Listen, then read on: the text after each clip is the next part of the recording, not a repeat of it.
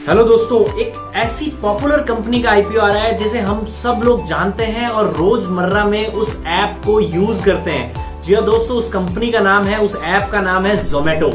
जी हाँ दोस्तों, ये एक फूड डिलीवरी ऐप है जिसमें हम अपना खाना ऑर्डर करते हैं और रेस्टोरेंट में ऑर्डर जाता है, उसके बाद डिलीवरी पार्टनर आपके घर तक खाना पहुंचा देता है। दोस्तों, जोमेटो की कहानी बहुत इंटरेस्टिंग है। जोमेटो की शुरुआत हुई थी 2010 में वैसे, लेकिन उससे पहले 2008 में दो दोस्तों ने एक कंपनी शुरू करी थी, फूडी बे, जो जोमेटो का पुराना नाम है। फूडी बे की शुरुआत दो दोस्तों ने की जो दिल्ली आईआईटी से थे। उनके नाम है दीपेंद्र गोयल और पंकज चड्डा। ये दोनों दोस्त थे और दोनों ही जोमेटो के अभी भी फाउंडर हैं। दोस्तों, जब शुरुआत हुई थी, दीपेंद्र गोयल के दिमाग में आइडिया आया कि बहुत सारे दोस्त उनके बहुत सारे रेस्टोरेंट्स के मेन्यूज मांगते थे और ये उनका कहना ये था कि हम मेन्यूज पहले देख लें, किसका मेन्यू अच्छा है, किसकी प्राइसिंग अच्छी है, तो हम उस रेस्टोरेंट में जा सकें। तो दोस्तों, ये सारे पेपर फॉर्म में होता था और अलग अलग रेस्टोरेंट में जाके मेन्यू लाना संभव नहीं था।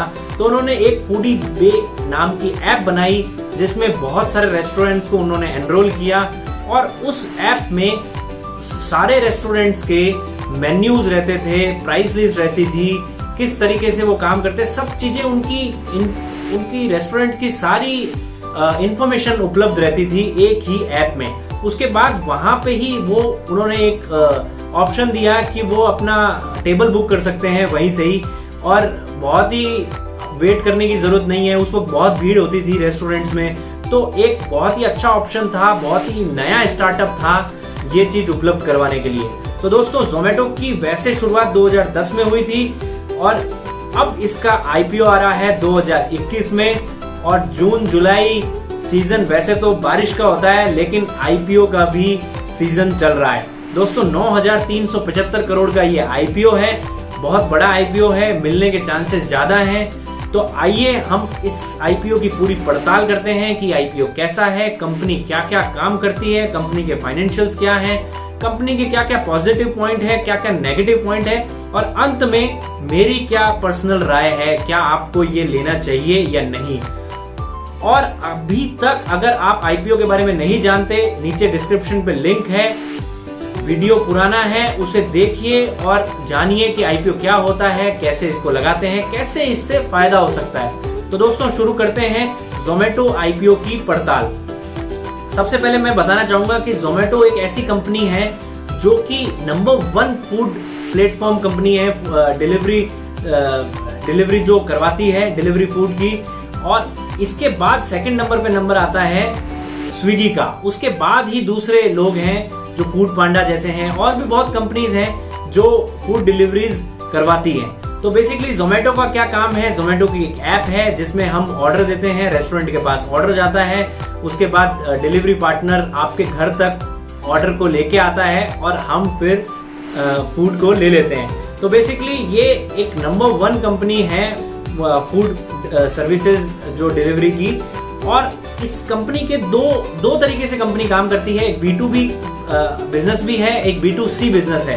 B2C बिजनेस सबको दिखता है, जैसे कि बिजनेस टू क्लाइंट बिजनेस है जिसमें कंपनी फूड ऑर्डर प्रोवाइड करती है। इसमें रेस्टोरेंट से कंपनी कमीशन चार्ज करती है और जो क्लाइंट है, जो कस्टमर है, जो फूड ऑर्डर कर रहा है, उससे डिलीवरी चार्जेस चार्ज करती है।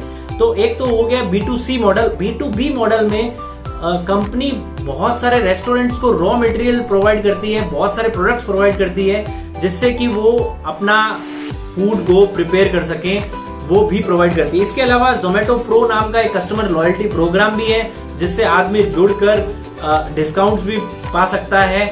और इसके अलावा कंपनी डाइनिंग आउट की सुविधा भी प्रोवाइड करती है कि हम अभी भी बहुत अच्छे अच्छे रेस्टोरेंट्स, 5 स्टार्स, 4 स्टार्स या नॉर्मल रेस्टोरेंट्स में भी अपनी टेबल को बुक कर सकते हैं। दोस्तों, अब बात की जाए फाइनेंशियल्स की, तो फाइनेंशियल्स में कंपनी का जो प्रॉफिट आफ्टर टैक्स है वो बहुत सालों से लॉस में ही चल रहा है, क्योंकि ये एक ऐसी एक नई तरह का एक स्टार्टअप है जिसमें आपको पैसा लगाना ही पड़ेगा, बहुत सारे डिस्काउंट्स देने ही पड़ेंगे। अभी जोमेटो, स्विगी सब लोगों को एक आदत लगा रहे हैं, एक हैबिट क्रिएट कर रहे हैं बाहर के खाना खाने की, और एक क्लिक पे जो खाना मिल जाता है। अगर बात की जाए फाइनेंशियल्स की तो 2019 में 10,105 मिलियन का लॉस था, 2020 की 23,856 मिलियन का लॉस था और 2021 में ये घट के 8,164 मिलियन का ही लॉस रह गया है। तो बेसिकली आगे आने वाले टाइम में ये बहुत अच्छा मॉडल जा सकता है, बहुत अच्छी प्रॉफिटेबिलिटी क्रिएट हो सकती है। ये आईपीओ आ रहा है 14 जुलाई से 16 जुलाई के बीच। इसका प्राइस बैंड है 72 टू 76 रुपीज। इसका मार्केट लॉट है 195 शेयर्स का, मतलब कि मिनिमम इन्वेस्टमेंट हुआ 14,820 का। तो 14,820 रुपए का इन्वेस्टमेंट करके ये आईपीओ आप लगा सकते हैं। और अगर आपको अलॉटमेंट मिलता है तो मेरी राय ये है कि आपको 30 to 40% का गेन हो सकता है, क्योंकि अभी इस कंपनी का जीएमपी चल रहा है, जीएमपी यानी ग्रे मार्केट प्राइस चल रहा है 18 से 20 रुपए, यानी कि 25 से 30% का इसमें प्रीमियम आ रहा है। तो मेरी राय ये है कि आप हर एक फैमिली मेंबर से एक एक लॉट लगाएं और अलॉटमेंट के चांसेस बढ़ाएं। आप ऐसा ना करें कि एक ही अकाउंट से 10-10, 15-15 लॉट लगाएं। एक अकाउंट से एक एक लॉट लगाएं और अपने अलॉटमेंट के चांसेस आपके इससे बढ़ जाते हैं। ऐसे और भी आईपीओस के बारे में हम आपको जानकारी देते रहेंगे। इसके लिए आप हमारे चैनल से जुड़े रहिए। धन्यवाद।